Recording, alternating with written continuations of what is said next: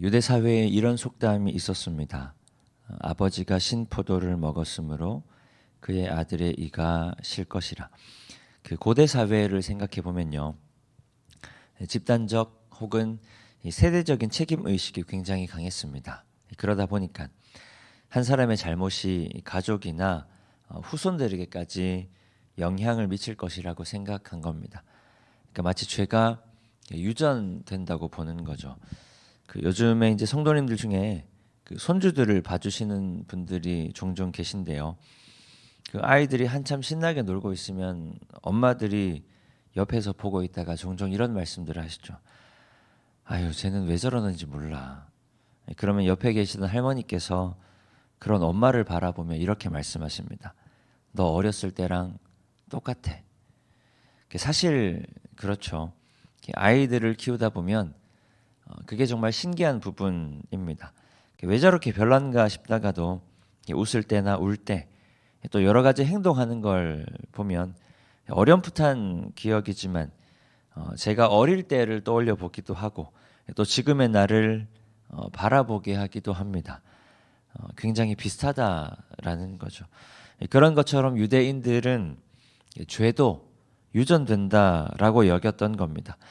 그런데 이스라엘 민족이 고난에 처해 있을 때 민족적인 상황을 비관하면서 어디로 나아가야 할지 갈피를 잡지 못할 때 부정적인 말과 또 부정적인 행동을 일삼는 사람들이 있었습니다.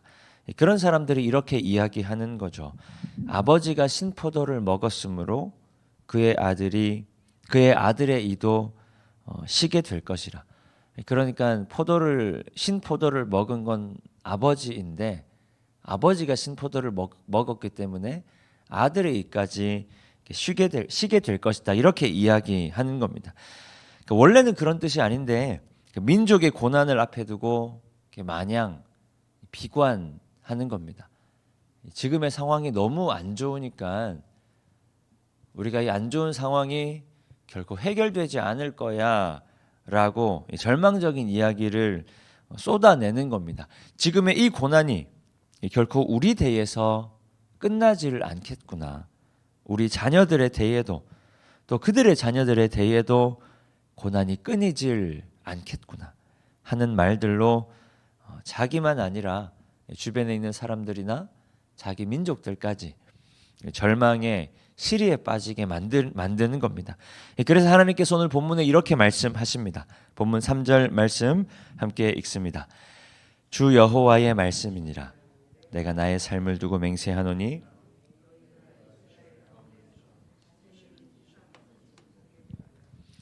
하나님의 사심을 두고 맹세하노니 너희가 이스라엘 가운데에서 다시는 이 속담을 쓰지 못하게 되리라. 교회 공동체를 포함한 모든 공동체가 그렇습니다. 공동체가 어려움에 빠졌을 때 숨어있던 두 부류의 사람들이 등장한다고 하죠. 한쪽은 상황을 비관하고 패배와 절망 섞인 말과 행동을 일삼는 사람들이고요. 그리고 또 한쪽은 그럼에도 불구하고 희망을 바라보고 이야기하는 사람들입니다. 성도님들 생각하시기에 어떤 부류의 사람이 더 나을까요? 혹은 어떤 부류의 사람이 되고 싶으신가요?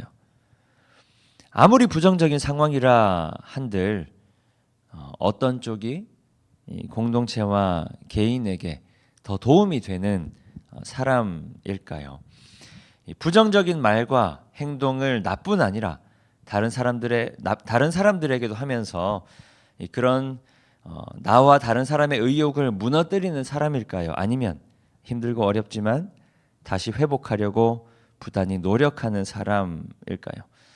그 아이를 키우면서 한 가지 더 느끼는 게 있습니다. 유전의 힘이 엄청난 것은 사실이지만 그보다 훨씬 더 많은 것들을 아이가 태어나는 순간부터 끊임없이 배워간다라는 겁니다. 그러니까 생각했던 것보다 훨씬 더 많은 것을 배워야 한다라는 말이죠. 얼마 전에 저희 아이가 어린이집에서 발달 검사 뭐 그런 걸 하더라고요. 거의 다 정상인데 딱 한 가지 이제 소근육이 다른 아이들에 비해서 조금 이제 약하다라고 이야기하더라고요. 무슨 말이냐면 그 작은 근육들을 쓰는 게 아직 이제 익숙하지 않다라는 겁니다. 그래서 그 작은 물건을 잡을 때, 작은 무언가를 할 때 다른 친구들에 비해서 아직 조금 이렇게 미흡하다라고 이야기하더라고요. 그러면 어떻게 하면 되냐라고 물어보니까 소근육을 많이 쓸수록 많이 쓸수록 잘하게 된다라는 겁니다.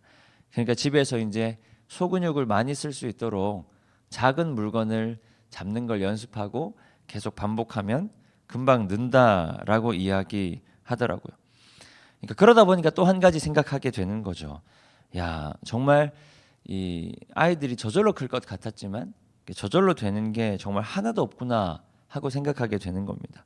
그러니까 인간은 태어나는 순간 자기 자신이 찾아온 이 세상에 살아가기 위해서 생각보다 훨씬 더 많은 것들, 그리고 생각보다 훨씬 더 사소한 것들에까지 이 모든 것들을 배우고 또 익혀야 되는구나 하는 겁니다. 너무 당연하게 여겼던 것들도 저절로 될 것 같았던 것들도 저절로 되는 게 아무것도 없이 전부 다 배우고 익혀야 하는 것들이구나. 이게 무슨 말이냐면 어떤 상황에 처해 있는가가 중요한 게 아니라 지금 내가 무엇을 하고 어떻게 살아가는가가 훨씬 더 중요한 것이다.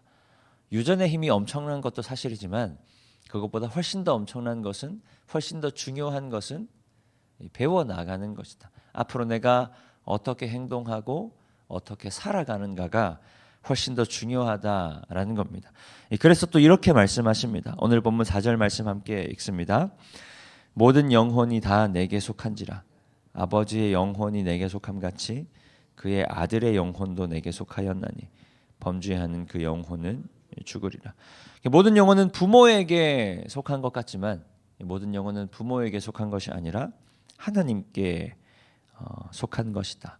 아버지의 죄는 아버지에게로, 그리고 그의 아들의 죄는 그의 아들에게로, 마찬가지로 아버지의 은혜는 아버지에게로, 그의 아들의 은혜는 그의 아들에게로 흘러가는 것이다. 범죄하는 그 영혼은 반드시 죽으리라. 공동체가 어려움에 처해 있을 때 성도님들은 어떤 사람인가요? 그리고 또 내 삶에 말할 수 없는 고난이 찾아왔을 때 또 성도님들은 어떤 사람인가요?